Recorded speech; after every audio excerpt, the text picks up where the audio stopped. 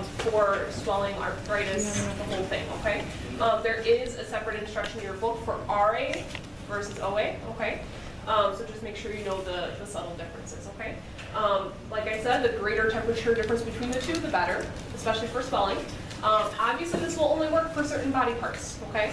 Unless you have a tank that's large enough to fit a whole leg, it's not going to work for you, okay? So usually hands and feet, okay? This is great for ankles if you have an athlete who has sprained their ankle, okay? In your book, it does tell you how hot or how cold to make the water. For the warm bath, you want 100 degrees or 110 degrees, somewhere in there. For the cold, 55 to 65 degrees.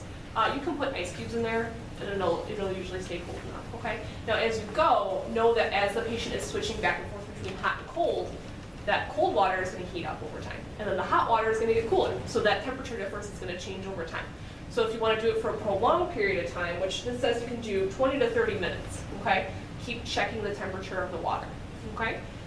In your book, it says keep going for 20 to 30 minutes. If that's realistic for you clinically, go for it. Does not mean you're always going to have time for 20 to 30 minutes.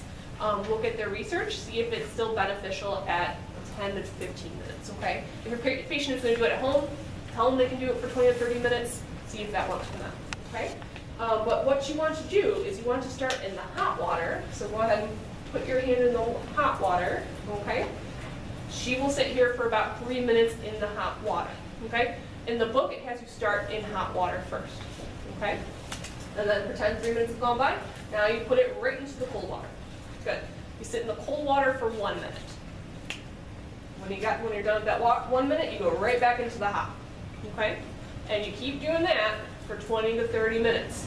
So you can't have a big tank on one end of the room and a little tank on the other side of hot and cold. Okay? They have to be very close together.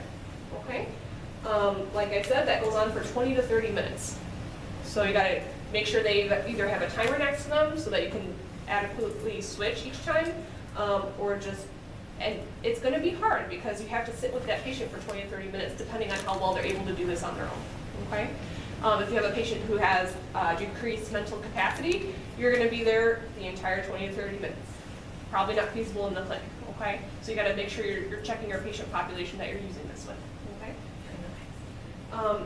After that, depends on what you're going for. If you're going for swelling, you may want to end with cold. If you're looking for, RA relief, you may want to end in hot, okay? So just look at what you're using this for, okay? Any questions? No, okay.